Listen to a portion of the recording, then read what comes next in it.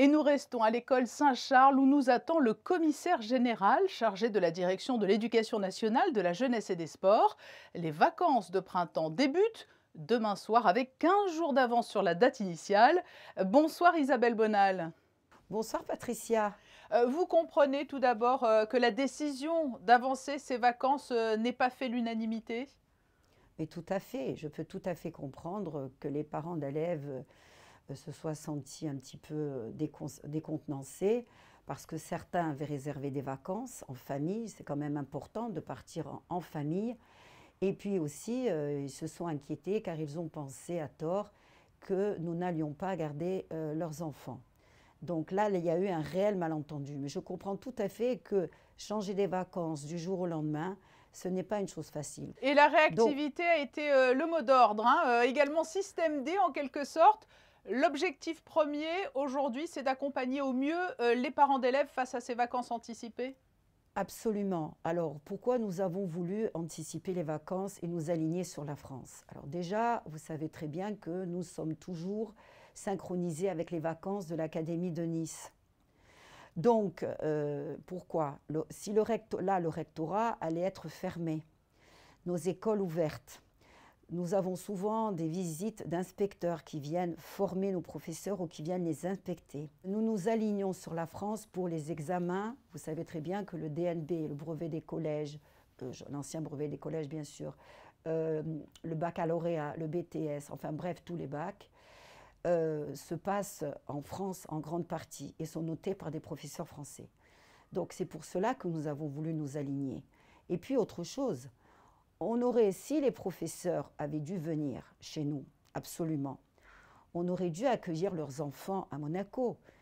Et donc, on aurait favorisé un flux d'enfants supplémentaires à Monaco.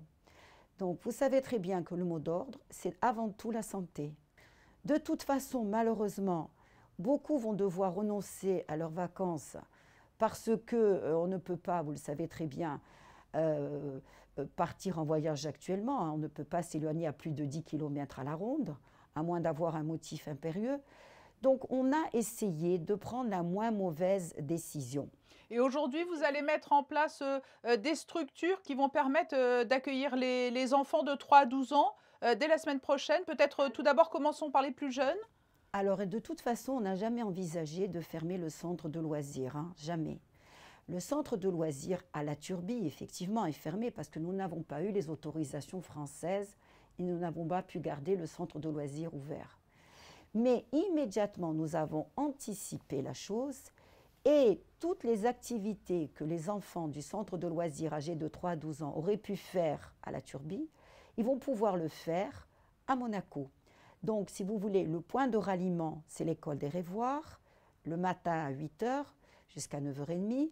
Les enfants de 3 à 12 ans doivent aller à l'école des Révoirs. Bien sûr, il faut qu'ils s'inscrivent avant. Comment allez-vous les dispatcher? C'est-à-dire qu'ils vont aller, par exemple, dans différents jardins, dans différents parcs. On envisage par petits groupes de 10 de les amener visiter Monaco et faire des activités par petits groupes de 10. Il n'est pas question de les parquer du matin au soir à 40 dans une classe. On l'a Vous ne jamais redoutez pensé. pas d'être confronté à un afflux plus important de demandes sur ces vacances Écoute, anticipées? moi je trouve que c'est normal, oui, certainement, mais on va mettre les moyens, on ne va pas lésiner sur les moyens.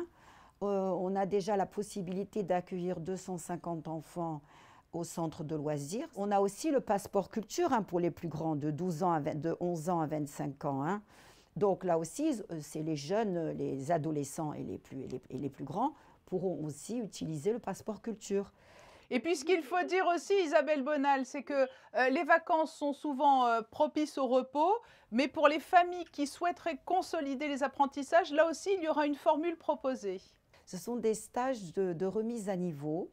Alors sur des matières essentielles, donc par exemple, soit le matin, soit l'après-midi, ils vont pouvoir réviser pour préparer le brevet des collèges ou préparer le baccalauréat ou éventuellement faire des cours de rattrapage en ligne avec des tuteurs. Donc je tiens à vous dire que ce sont des stages qui durent une semaine le gouvernement princier a payé aux parents 50% des stages pour leurs enfants. Et j'ai oublié de dire que le passeport culture, cette année, à titre exceptionnel, sera gratuit aussi. Et puis il y a une grande tolérance également, une compréhension qui a été demandée aux employeurs, hein. Il faut être tolérant, il faut s'aider les uns les autres. Je crois que c'est une volonté générale, hein, que ce soit du gouvernement, que ce soit du Conseil national.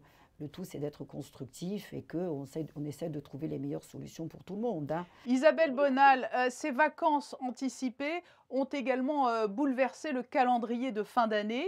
Que pensez-vous de la proposition de l'association des parents d'élèves de Monaco de dégager peut-être une semaine supplémentaire de congé fin mai pour rééquilibrer le calendrier? Effectivement, ils nous ont fait part de leur inquiétude sur la longueur du troisième trimestre. Donc, ils ont proposé au gouvernement qu'on rallonge les vacances. Donc, c'est à l'étude, parce qu'il ne s'agit pas de dire je vais mettre 3 jours avant le Grand Prix ou après et faire n'importe quoi. On va voir ce qui sera possible de faire dans l'intérêt des enfants et dans le respect aussi des épreuves du baccalauréat qui vont avoir lieu, parce qu'il y a des épreuves qui se passent avant le 14 juin.